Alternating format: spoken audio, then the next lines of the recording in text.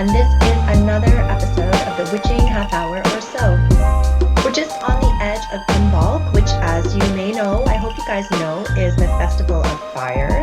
It's that first bit of spring before it's actually spring. If you listen to my episode 2 on the Triple Goddess, I talked a bit about Bridget, and this would be her festival. I put Bridget on my altar for this festival, so a very happy Imbolc to you. May all the things that are ready to burst forth, may all your little baby seeds of ideas get the warmth and the fire that they need. Now, since we are a very new podcast, I thought in the name of Imbolc and things that are new, I would run a giveaway.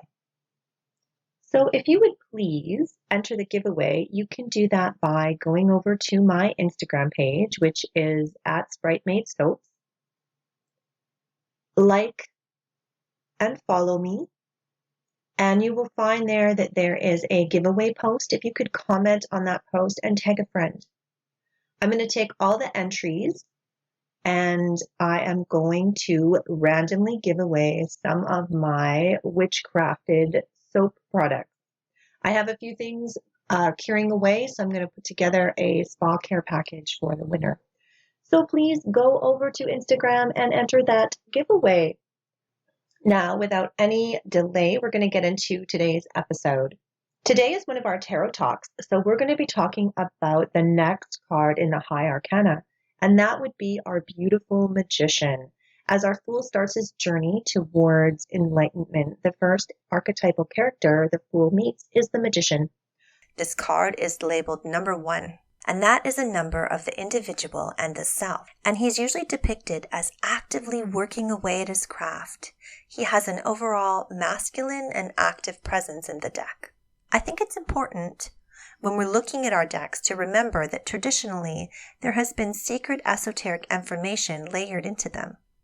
Nowadays we live in this open age where information is freely shared and accessible with the click of a button. You can look up anything.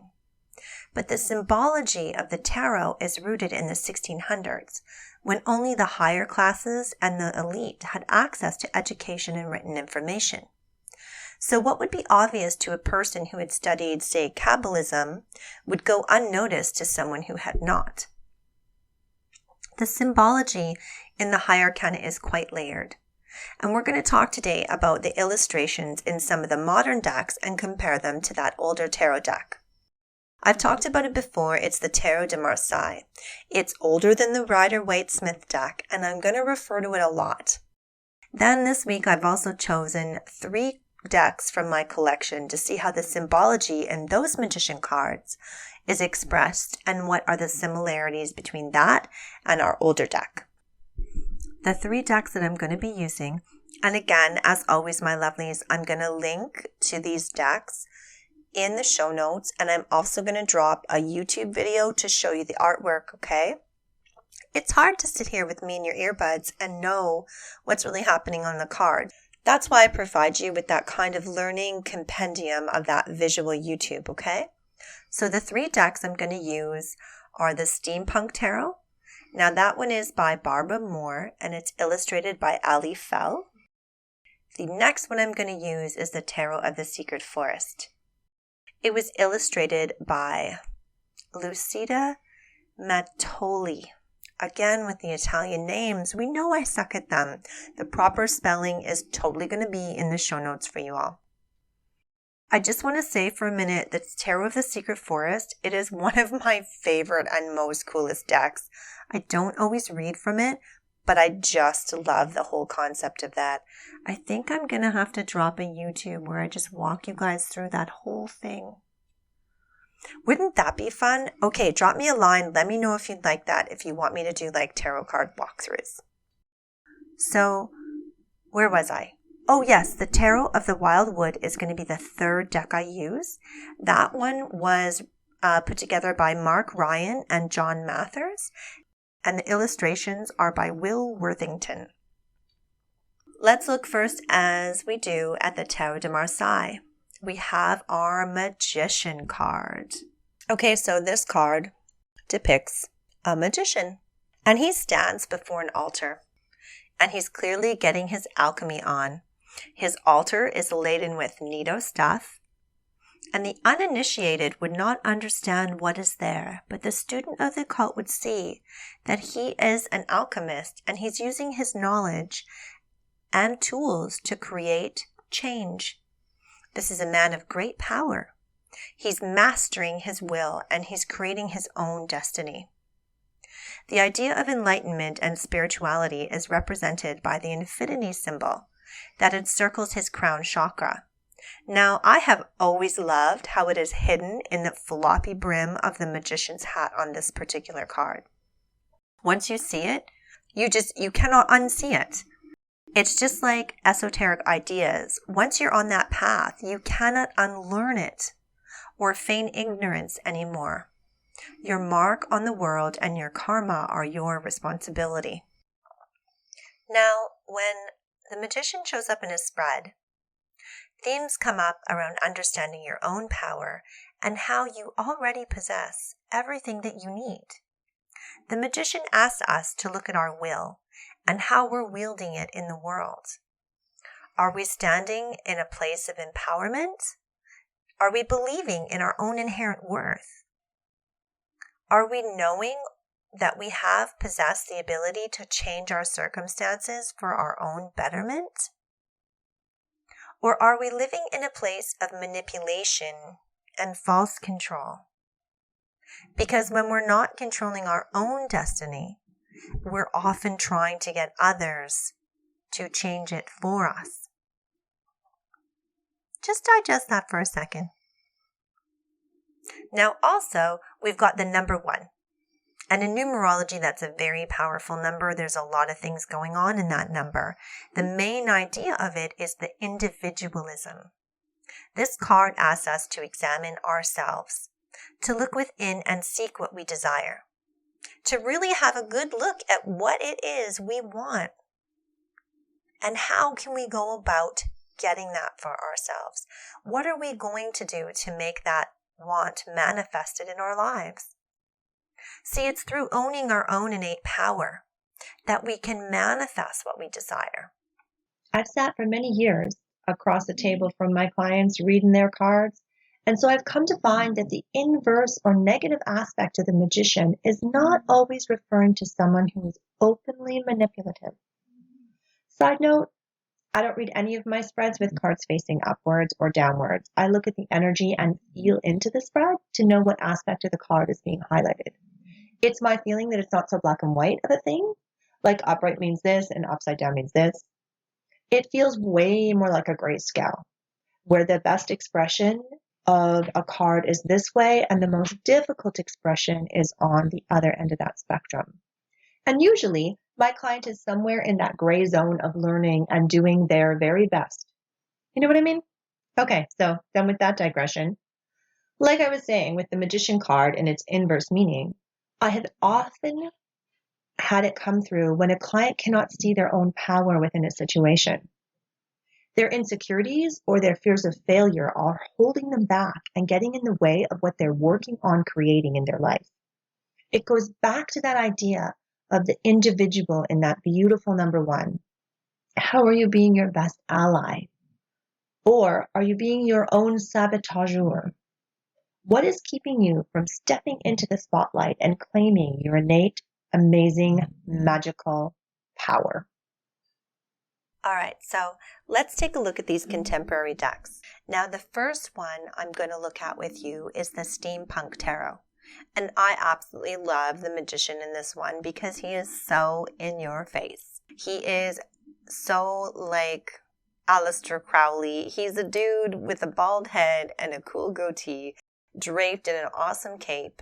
He's got that figure 8 above his head again, but he doesn't have a hat like our cool Tarot de Marseille magician. It's just that beautiful figure 8 that hovers above his head. He has his alchemy tools, but they're so super set up like a high ceremonial magician.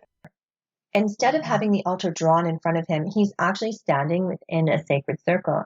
And all of the tools of an alchemist or a witch is with him. He has a pentacle drawn on the floor, so there's your earth, baby. He has a wand at his foot within the sacred circle, so there's your fire. He's holding a sword for air, and he has a chalice in his hand for water. Also the 4 suits of the tarot, right? Earth, air, water, fire. Pentacles, wands, swords, and cups. Behind him, he has the 2 poles with some torches on them. Often in the tarot, we're going to see those 2 pillars as a representation of as above, so below, walking between the 2 worlds, the yin, the yang. They come up over and over and over in the high arcana. I really like this steampunk deck because all of the traditional elements are in this deck. It just has a beautiful contemporary feel to them.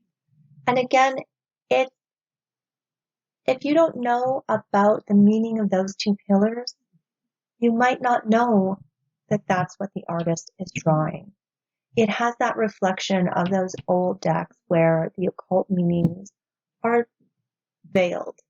Now, because this is totally steampunk and it has all kinds of like witchy looking people, like this dude basically looks like Aleister Crowley. So they're not hiding. There's a blatant pentacle on the floor. They're not hiding. They're just gently veiling some of the deeper wisdom. What I like about this card when I compare it to the Tarot de Marseille is that whole idea of even if you don't know anything at all, you're the most muggliest muggle coming to my tarot table, and this card comes up, there is an air of power about it, and you know this dude is doing something. You may not know how he's doing it, but you definitely can feel this sparkling energy of creativity and manifestation in this card. Looking now at the Tarot of the Secret Forest, which is such a cool deck to me. I really like reading with this deck. It is set in, well, a secret forest, and all of the characters are these beautiful fae creatures, like tiny fae, like wee folks, fairies and things. And there's salamanders and really cool little animals in this deck. So the magician takes a different spin, and that's why I chose this card. So first off, the magician is a fairy because it is Tarot of the Secret Forest, and the magician is female, which is a big takeaway. There's lots of male and female characters within this deck. I found it interesting that they chose a female for the magician because the energy around it is still very masculine. She looks athletic, and she is definitely working some magic. This card has an enlightened kind of splash on top of the crown chakra, but it does not have the figure 8 there. No, my friends. The figure 8 is below her in this beautiful vine structure, and it really makes me think of our Tarot de Marseille, where the figure 8 is at first kind of hidden in the hat, but once you see it, you can't unsee it. It's the same thing here. It is a hidden figure 8. So that idea of the infinity sign of creation, destruction, rebirth, and everything going on forever and ever is totally there in this card. Now, this magician does not have tools. However, there is so much magical sparkliness happening in this magician's hands that you know they're creating. Personally, I think that the tools were omitted because we're dealing with a magical race. Human beings, we need the tools because, well, we're human. But fairies do not need tools of the esoteric trade to make manifest their will. They're little magical creatures.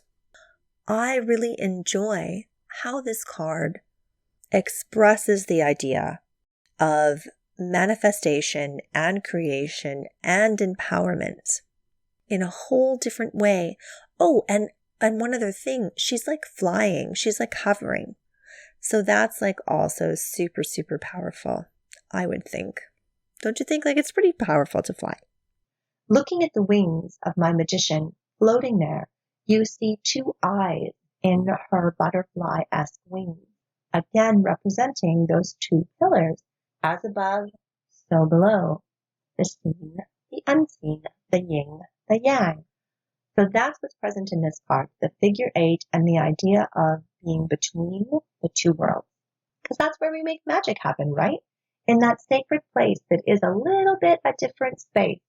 It's a holy ground kind of thing.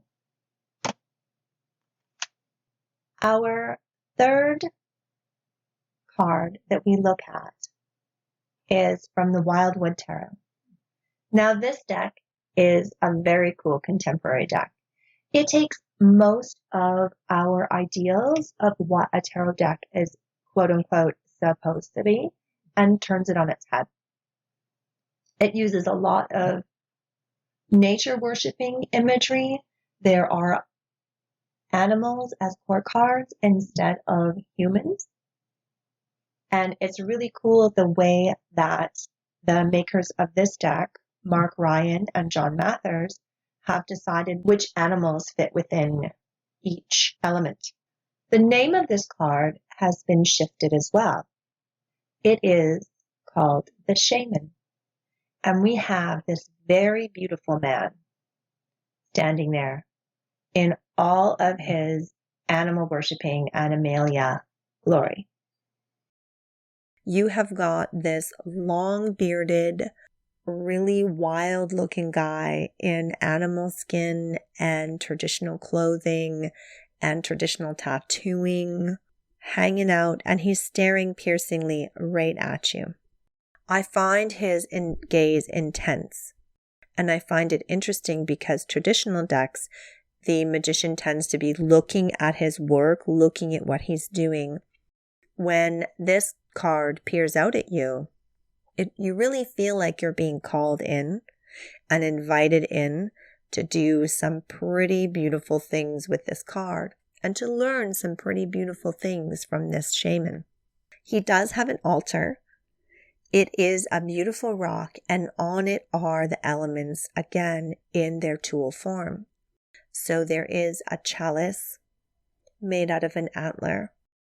There is a burning bundle of herbs for air. There is a knife for, I guess the knife is fire in this one.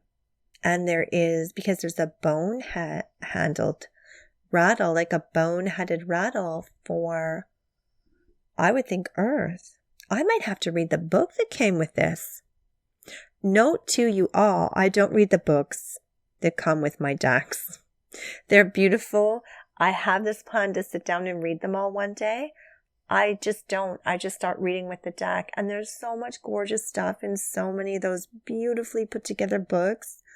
I can hardly read a novel. I feel so scattered. I need to find like the audio version of those books. Anyway, again, I go down a rabbit hole of digression. So it's my belief that these 4 tools represent the 4 elements. And I love how he looks like he's really working at his craft, the same way our other magicians are. He does not have the pillars. However, he is emerging from a cave.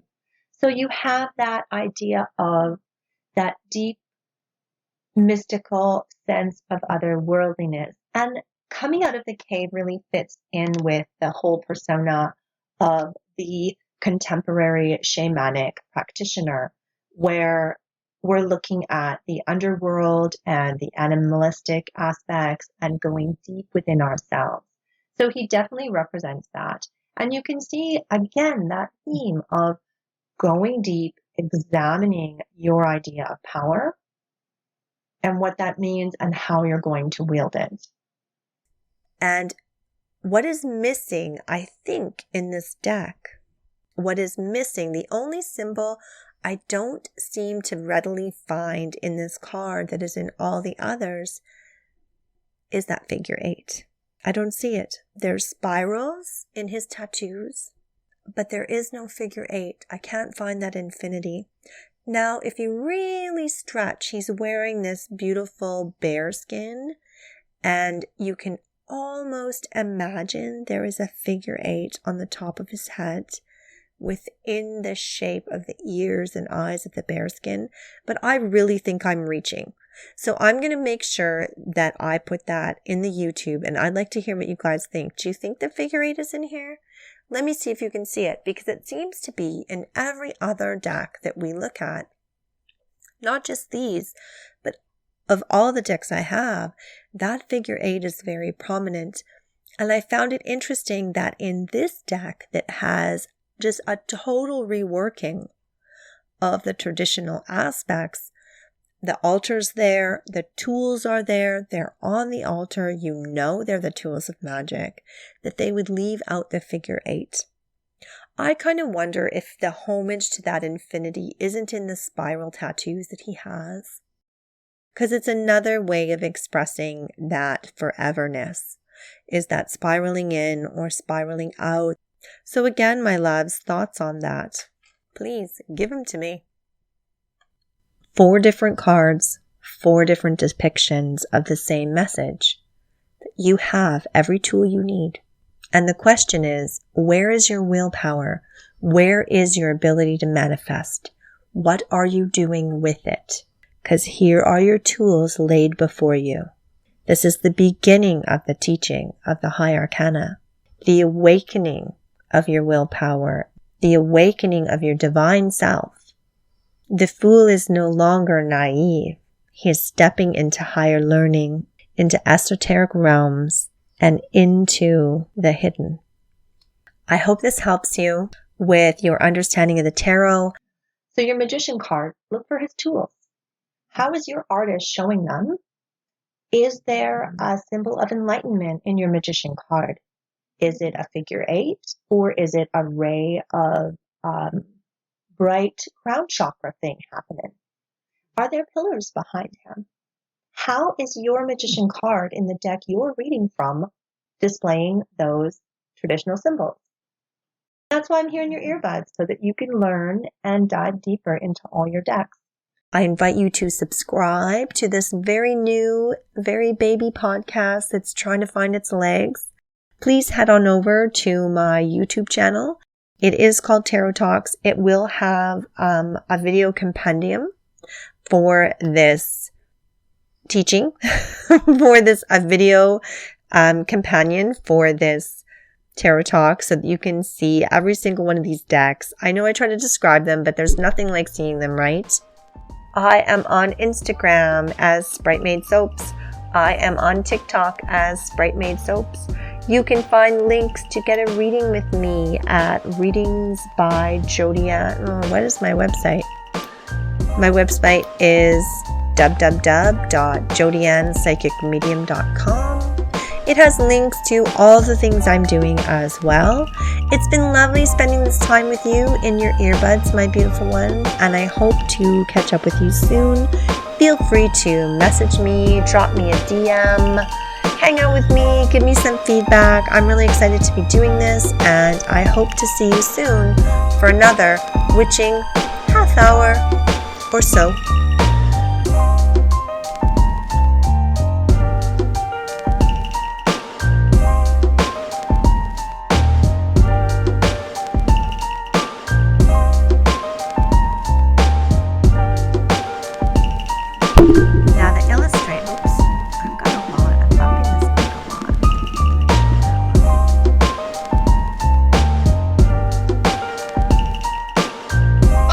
I'm super holding my breath.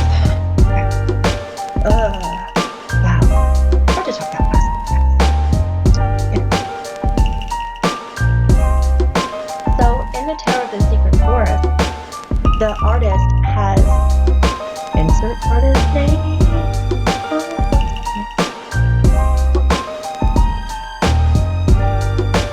They didn't draw the altar.